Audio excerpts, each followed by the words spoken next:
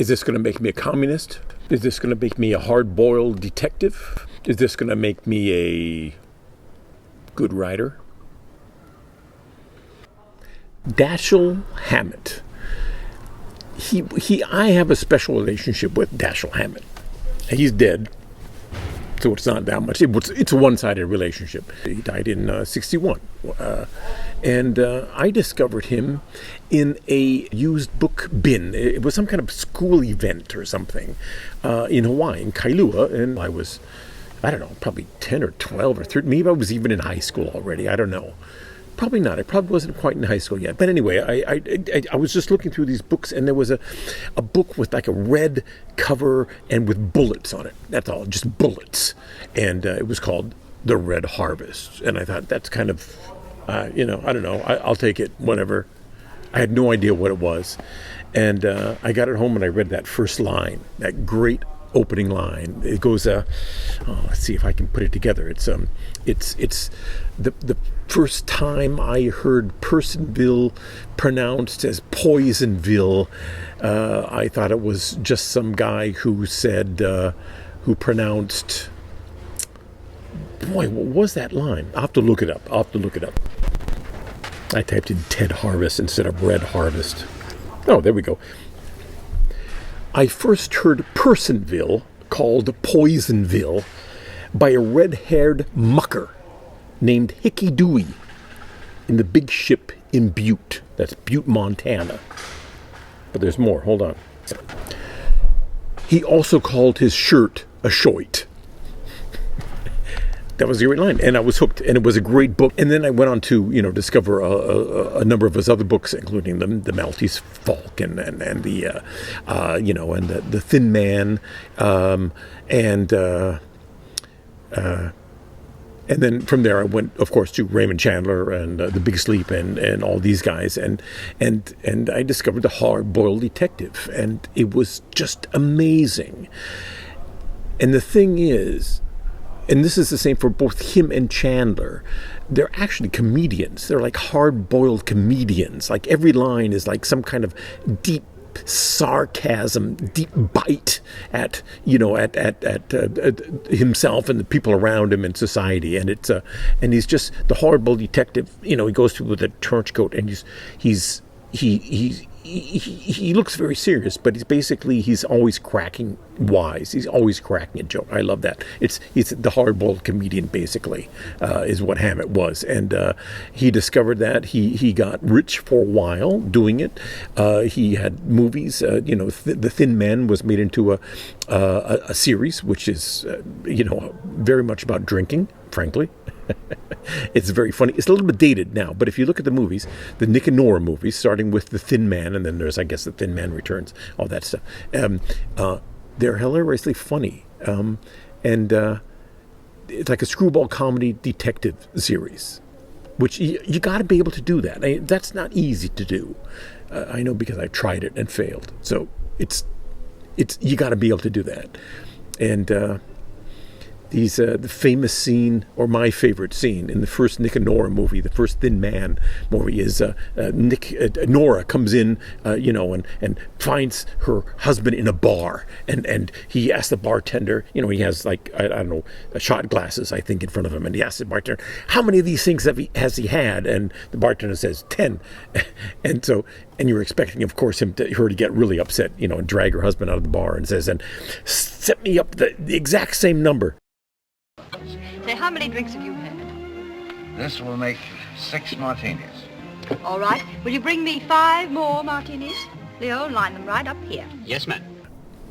It's a great scene. Nick and Nora, those were really good, and the actors were so fine and so comical and so whimsical. William Powell and Myrna Loy.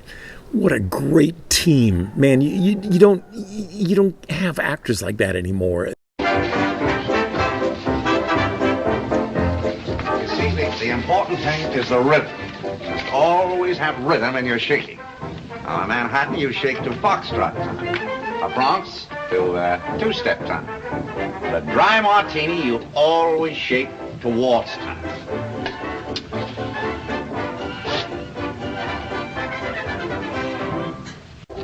Madam, I'm very sorry, but no dog can finish it. What a mess.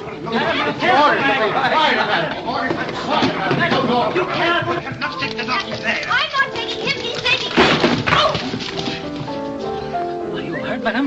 Madam. Oh, women and children first, boys. Say, what is the score, anyway?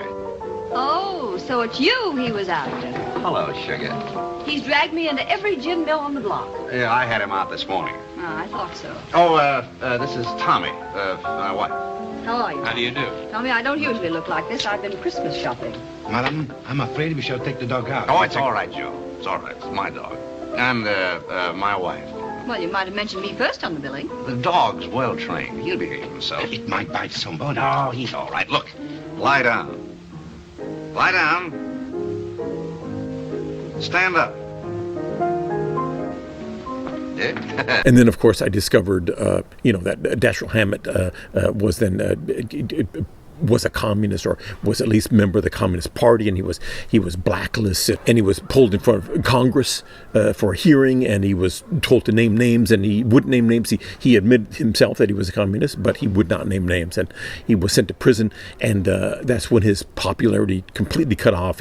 He had no more jobs, and he got sick, and his death was a tragedy. His death was just kind of, I don't know if he was impoverished, but at least he wasn't doing well at all, and he wasn't publishing. He didn't have the fame that he deserved and that he had before, and he then got sick a series of illnesses. But there was another romantic story, and that was his love affair with Lillian Hellman, who was also, I guess, a communist for a while. And there's a great movie about them by, I think, Philip Kaufman, and that was a beautiful story. And when I heard that love story, I read about that love story, that's when I discovered Lillian Hellman and her things. The Children's Hour, another great movie.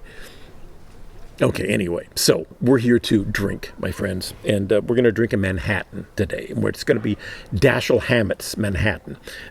This is from How to Drink Like a Writer, a gift from Marcos. Thanks, Marcos. And because he gave me this gift, I have a moral obligation to drink every drink in this book. There's 100 writers in this book, and they're all drunks.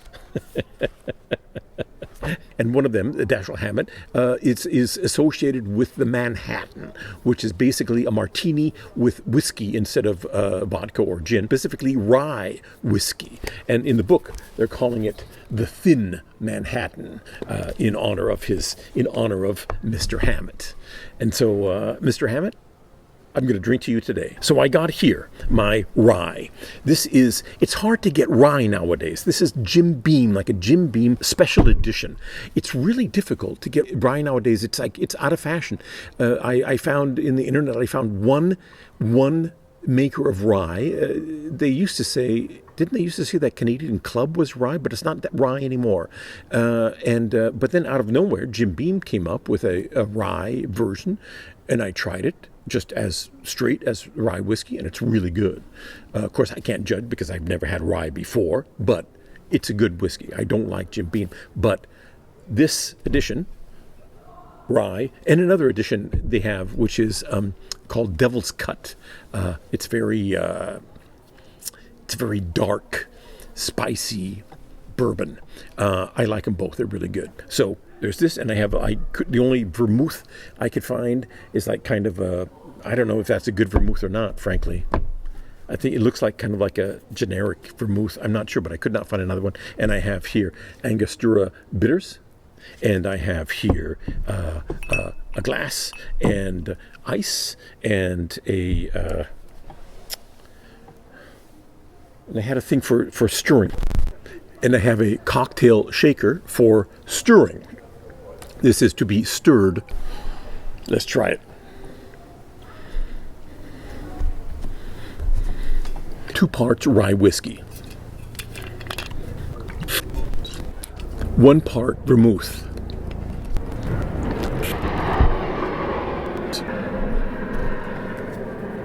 2 dashes of Angostura bitters. That's two. I guess. I don't know what a dash is. I don't know. And I don't really know what Angostura bitters are either. I've tried them in different drinks, but I never noticed them. I don't know if they do anything at all. It's just some nonsense bartenders do. I don't know. Now, we add the ice. And we stir until chilled. It's chilled. It's enough. Strain it into the glass. So this is a Manhattan, a thin Manhattan. Is this going to make me a communist? Is this going to make me a hard-boiled detective? Is this going to make me a good writer? Let's hope it will. Mr. Hammett, see what you were made of.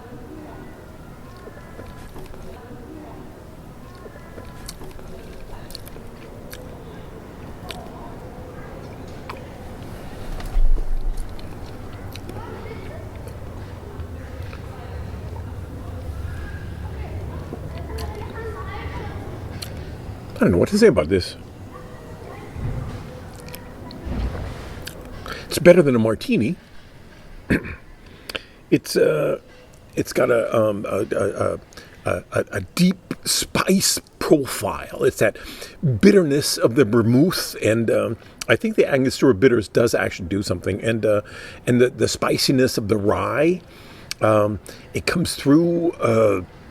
Is it peppery? Someone said it's peppery. I'm not sure if that's actually true, but it is. There's that spicy, that, and that comes through in kind of a not in an aggressive way, but in a very elegant way. It's an elegant cocktail. Of course, that's what it's known for, right? It's, you drink it in over expensive New York bars in the 40s during Prohibition, I guess.